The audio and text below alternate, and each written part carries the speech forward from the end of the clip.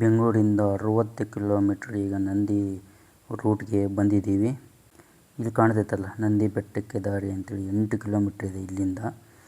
ಇದೇ ರೂಟಲ್ಲಿ 8 ಕಿಲೋಮೀಟ್ರ್ ಹೋಗಬೇಕು. ಬನ್ನಿ ಹೋಗೇ ಬಿಡೋಣ.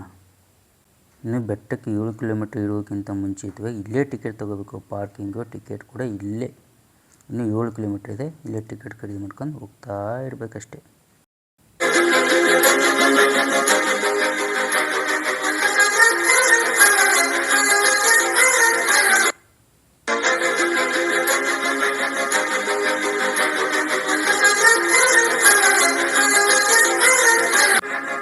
ಅಲ್ಲಿಂದ ಇಲ್ಲಿಗೆ ಬಂದಾಯಿತು.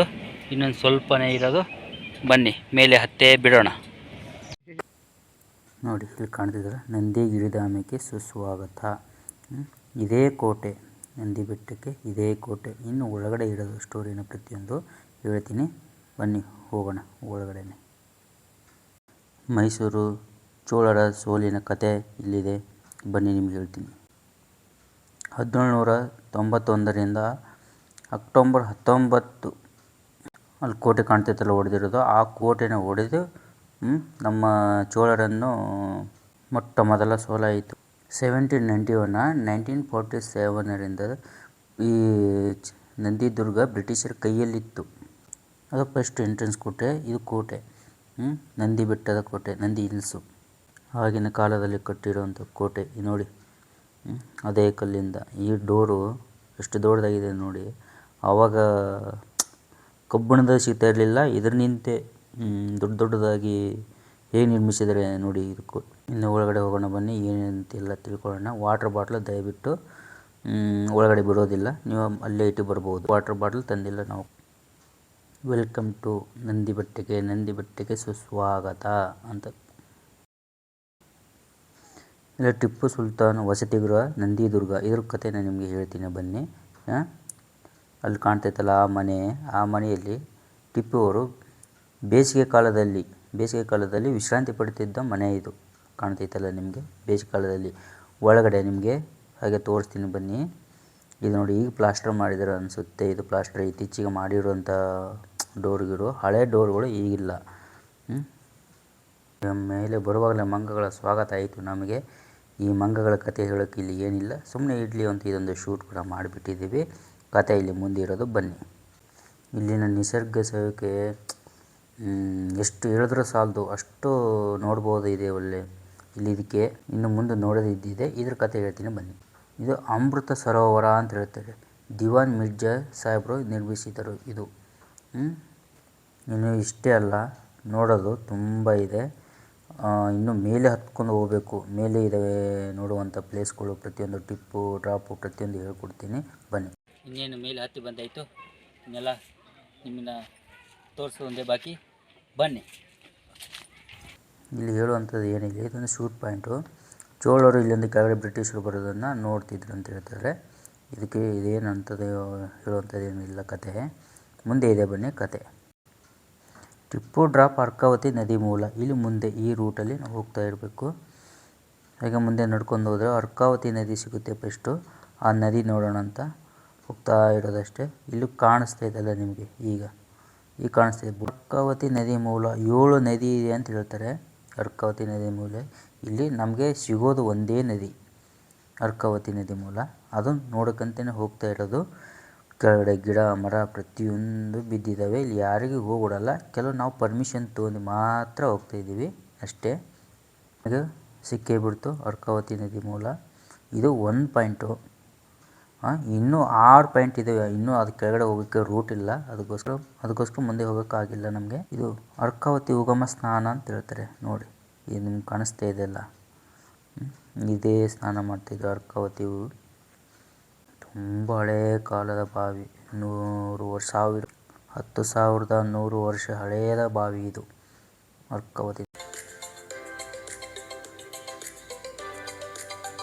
ನಂದಿ ಬೆಟ್ಟ ಹತ್ತಿ ಮೇಲೆ ಬಂದಾಯಿತು. ಇನ್ನೇನಿದ್ರು ಸ್ವರ್ಗಕ್ಕೆ 3 ಗೇಣು. ಬನ್ನಿ ಹೋಗೋಣ, ತೋರಿಸ್ತೀನಿ ಅಂತೆಲ್ಲ.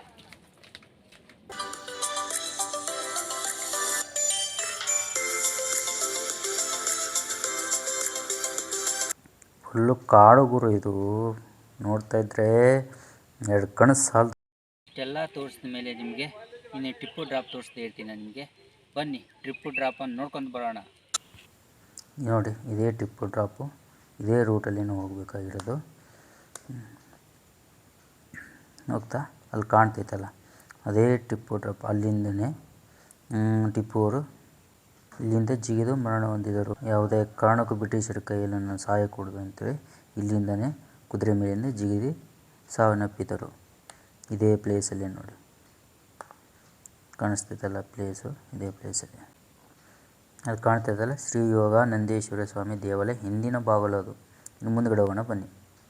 ಬರೆದಿದ್ದಾರೆ ನೋಡಿ, ಯೋಗಾನಂದೇಶ್ವರ ಸ್ವಾಮಿ ದೇವಾಲಯ, ಚಿಕ್ಕಬಳ್ಳಾಪುರ ತಾಲೂಕು ಜಿಲ್ಲೆ. ಇನ್ನು ಒಳಗಡೆ ಹೋಗೋಣ ಬನ್ನಿ. ಒಳಗಡೆ ಏನೇನಿದೆ, ಏನೇನು ವಿಶೇಷ ಇದೆ ಅಂತ ಅದನ್ನೇ ತಿಳ್ಕೊಂಡು ಬರೋಣ. ಈ ದೇವಾಲಯ 10,100 ವರ್ಷ ಹಳೆಯ ದೇವಾಲಯ. ಈ ಚೋಳರ ಕಾಲದಲ್ಲಿ ನಿರ್ಮಿಸಿರೋ ದೇವಾಲಯ ನೋಡಿ ಇದು. ಈ ದೇವಾಲಯ ಚೋಳರ ಕಾಲದಲ್ಲಿ ನಿರ್ಮಿಸಲಾಗಿದೆ ದೇವಾಲಯ ಇದು. ಯೋಗಾನಂದೇಶ್ವರ ಸ್ವಾಮಿ ದೇವಾಲಯ ಅಂತ ಹೇಳ್ತಾರೆ ಇದನ್ನು. ಇನ್ನು ಒಳಗಡೆ ದೇವರನ್ನು ಭೇಟಿಯಾಗಿ ಬರೋಣ ಅಂತ ಬನ್ನಿ.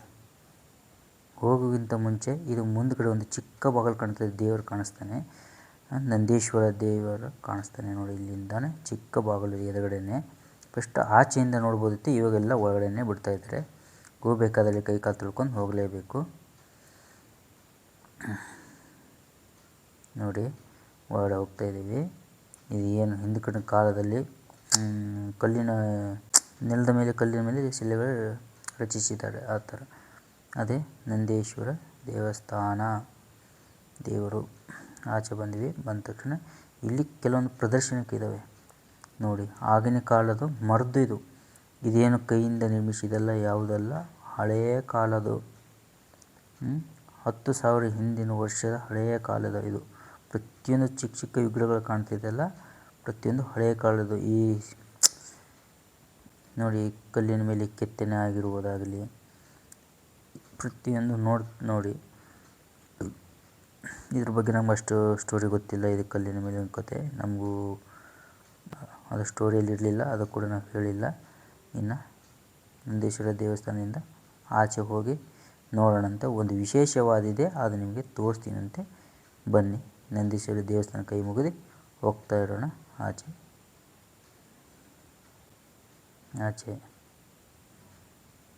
ಇಲ್ಲಿ ಮೇಲ್ಗಡೆ ಒಂದು ಬಾವಿ ಇದೆ ನೋಡಿ. ಕೆಲವರು ಹರಕೆ ಹೊತ್ಕೊಂಡಿರ್ತಾರೆ, ಮುಡಿ ಗಿಡಿ ತಕ್ಕೋಬೋದು ಅಂತೇಳಿ. ಕೆಲವು ಮಕ್ಕಳಾಗದಿದ್ದವ್ರಿಗೆ, ಕೆಲವರಿಗೆ ಮದುವೆ ಆಗದಿದ್ದವ್ರಿಗೆ ಪ್ರತಿಯೊಂದು ಇಲ್ಲಿ ಬಂದುಬಿಟ್ಟು ತನ್ನ ಬೇಡಿಕೆಗಳನ್ನು ಈಡೇರ್ಕೊಂಡು ಮುಡಿ ತಗ್ಸ್ಕೊಂಡ್ಬಿಟ್ರೆ ಆಗುತ್ತೆ ಅಂಥೇಳಿ ಭರವಸೆ ಅಷ್ಟೆ.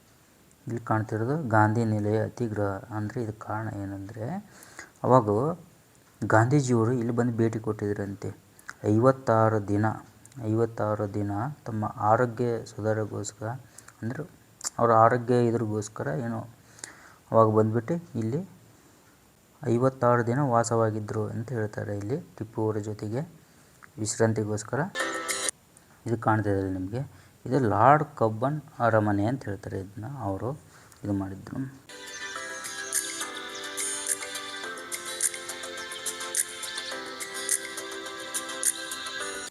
ನೋಡಿ ಮರದಲ್ಲಿ 2 ಕುದುರೆಗಳು ತೋರಿಸ್ತೀನಿ ನಿಮಗೆ ನೋಡಿ. ಎಲ್ಲೊಂದು ಕುದುರೆ.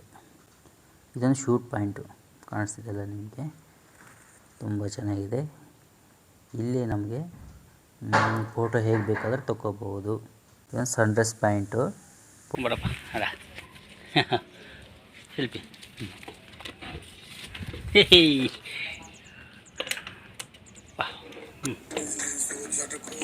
ಮಂಗನ ಕ್ಯಾಮ್ರಾ ಕಿತ್ಕೊತಾ ಇದೆ ನೋಡಿ, ಹೊಟ್ಟೆ ಬಿಡ್ತಿಲ್ಲ ನೋಡಿ. ಮಂಗನ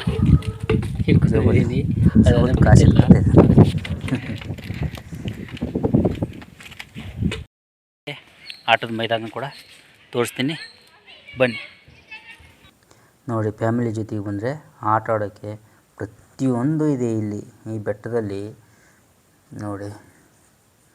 ಚಿಕ್ಕ ಮಕ್ಕಳೇ ಆಗಲಿ, ಫ್ಯಾಮಿಲಿ ಬಂದರೆ ಕೂತ್ಕೊಂಡು ಊಟ ಮಾಡ್ಕೊಂಡು. ನಂದಿ ಬೆಟ್ಟದಲ್ಲಿ ಮೊದಲನೇ ಸಾರಿ ನೋಡ್ತಾ ಇರೋದು ಪ್ಯಾರಾಶೂಟ್ ಹಾರಿಸೋದು.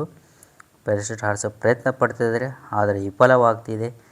ಏನೂ ಮಾಡೋಕ್ಕಾಗಲ್ಲ ಬಿಡಿ. ಟಿಪ್ಪು ಡ್ರಾಪು ಟಿಪ್ಪು ಬೇಸಿಗೆ ಅರಮನೆ ಪ್ರತಿಯೊಂದು ಎಲ್ಲ ನೋಡಿದಿರಿ, ಎಲ್ಲ ತೋರಿಸಿದ್ದೀನಿ. ಈ ಚಾನಲ್ ನಿಮ್ಗೆ ಇಷ್ಟ ಆದರೆ ಲೈಕ್ ಮಾಡಿ, ಸಬ್ಸ್ಕ್ರೈಬ್ ಮಾಡಿ, ಸಪೋರ್ಟ್ ಮಾಡಿ. ಇನ್ನು ಮುಂದೆ ವೀಡಿಯೋಗಳು ಬಿಡ್ತಾ ಇರ್ತೀನಿ ಚೆನ್ನಾಗಿರೋದು. ದಯವಿಟ್ಟು ಸಬ್ಸ್ಕ್ರೈಬ್ ಮಾಡಿ.